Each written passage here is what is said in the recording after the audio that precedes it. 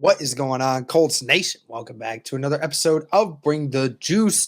Guys, this one, is pretty much more of a self explanatory one, talking about how the Indianapolis Colts filled their biggest needs in a big way in the 2023 NFL draft. Now, obviously, there are some positions that still need to be filled. In specific terms, the right guard position, that's the one that everyone is still kind of wondering, like, why didn't the Indianapolis Colts, take more of a chance on, going for a guard, especially like earlier in the draft, because there were a lot of opportunities for Indianapolis to snag a good one and be able to, make do with what they had, but obviously they declined to do so. So that was one need that the Indianapolis Colts did not address when it came to the interior offensive line depth. But there was a couple things that they did do in this draft that cannot be understated. And talking about, obviously there's still free agency period. You have up until the season to make moves for this team, so there are plenty of more opportunities for Indianapolis to go and get depth at the guard position, or even find a permanent or more fixated guard, timeline for them. So we'll have to see what they do from now until the beginning of the season on whether or not they're going to do something with that. But again, as a lot of people would have mentioned that the guard position, it wasn't the biggest position of need. There were a couple others that, really took that cake, and Indianapolis did a really fantastic job of doing that. First things first, obviously filling the quarterback position. That was the biggest one. You needed to address that because, if this team didn't, was going in even with Gardner Minshew starting this next year, this team still would have been looking for its long-term answer and it would have had some problems. So at least now Indianapolis believes to have found its long-term answer at the quarterback with Anthony Richardson. So that was the number one thing, was going and getting the guy that this team can build around for the next 10, 15 years. That's what you want to do. And you can do that with a youthful quarterback like Anthony Richardson. So fantastic there by Indianapolis with that first round pick to go and get a quarterback. And then the second biggest position of need was the cornerback position. And of course, we saw with Stephon Gilmore and Brandon Faison leaving the franchise, you had to fill in that role because outside of Isaiah Rodgers, all you had remaining on the roster was basically a couple of undrafted guys who, would have had to start if it came down to that. And of course, you still have Kenny Moore, but Kenny Moore is a slot guy. So it's kind of hard. You needed that number 2 corner on the outside to make things work. And the Colts really one-upped themselves in a huge way in this draft, obviously, by taking Julius Brents in the second round, taking Darius Rush in the 5th round, and also taking Jalen Jones in the 7th round. And then not to mention the fact they also did go and get Daniel Scott in the 5th round as well. So that's another secondary player, may not play corner, but still a secondary guy who's also needed because, you lost Rodney McLeod. Now, granted, the Indianapolis Colts have a very deep safety room.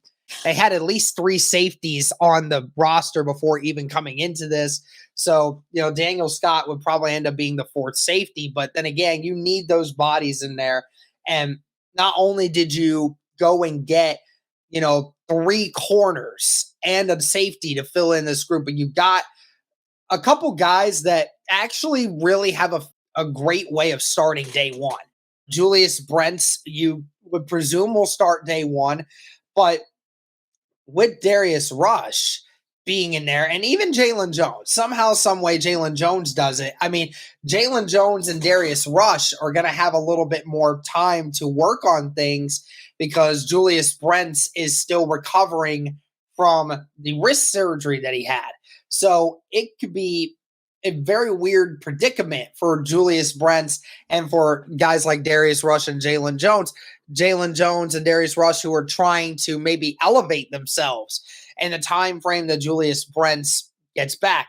Obviously, they won't be that far ahead in everything else, but Julius Brents, will be a small step behind.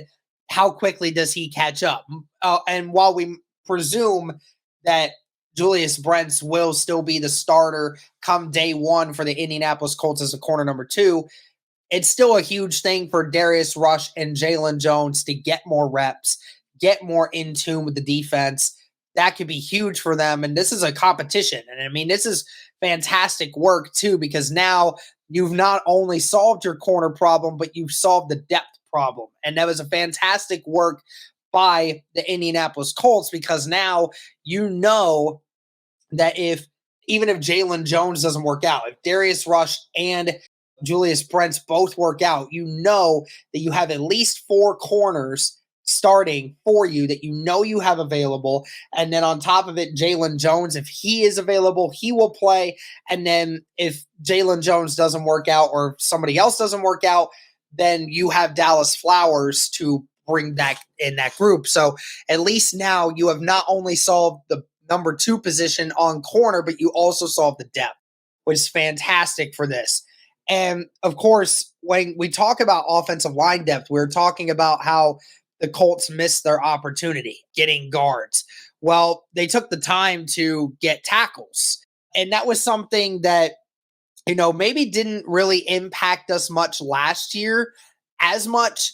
It obviously impacted the Colts in the first half of the season with Matt Pryor being a extreme liability at the left tackle position. And then you were forced to bring in Bernhard Raimann from the beginning. Even though you didn't want to do that, you were forced to do that because of the liability that was Matt Pryor. And you felt that Bernhard Raimann, even at his inexperienced level, would still be a more solid option to keep Matt Ryan and whatever quarterback was back there off their butt versus having Matt Pryor, which is why Matt Pryor got benched halfway through the year.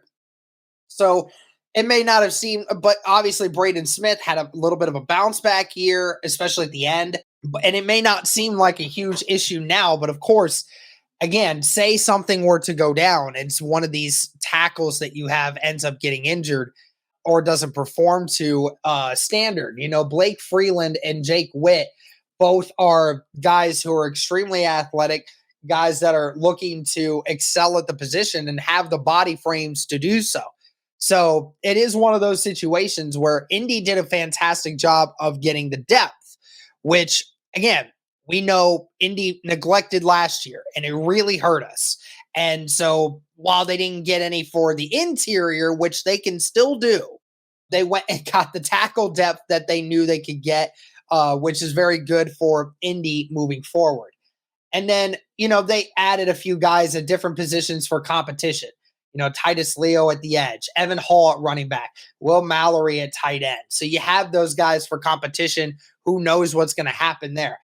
Adetomiwa is going to be an interesting one because that wasn't a position that Indianapolis needed at all. It wasn't a position they needed at all, but they went with it anyway because they saw the caliber of player that he was and thought it was too good to pass up. So that was why we saw Adetomiwa make it to this level. So fantastic to see him come in, and he's going to be that.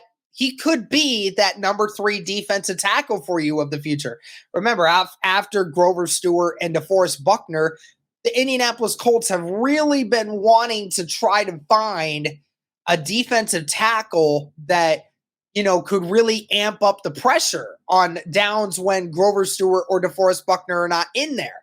More so for DeForest Buckner, because obviously we've seen times where Grover Stewart will come off on third downs for obvious pass situations. But we see DeForest Buckner get in there a lot because of this. Adetomiwa is a great situation for them at that 3 tech because his speed and athleticism, along with his upper body strength, is going to be great for Indy moving forward if they want to utilize him in that way.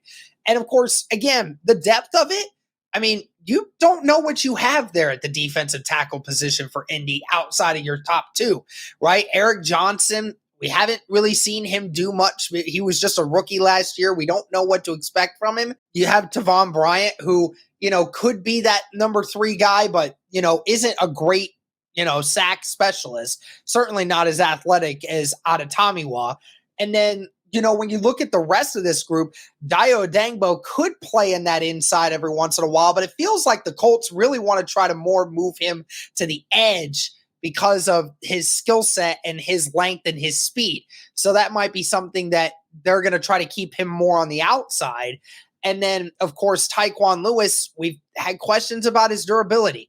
We've questioned if he can stay healthy for a full season. And Tyquan Lewis is not the pristine number inside guy, even though he can do that. So there's a lot of different opportunities for these guys, but there's a lot of question marks on the depth of your defensive tackle room. So getting a for sure fire guy in there that has that speed, has that athleticism, has that strength to be able to be someone like that really could be a great thing for Indy for throughout the stretch of the season, because if that could get DeForest Buckner or Grover Stewart a few snaps off the field to allow them to get rest, that could be a huge thing for the Indianapolis defense going forward. Because remember, I mean, last year, the last 2 years, this defensive line group has been stretched. They've been stretched thin. They've had to utilize a lot more things, and they just haven't been able to get things done the way that they want to because of mismanagement of the D-line